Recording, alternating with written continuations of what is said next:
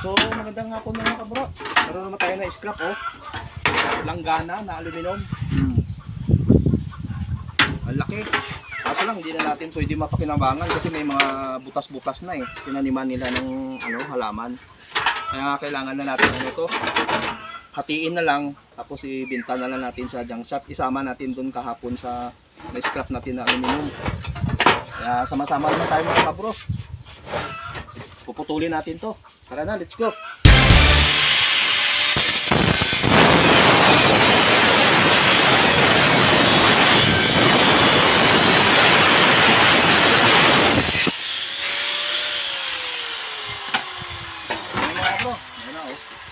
Para hindi maano sa sako, hirap ipasok. So maraming salamat sa inyong panonood at sa inyong pagsama. God bless.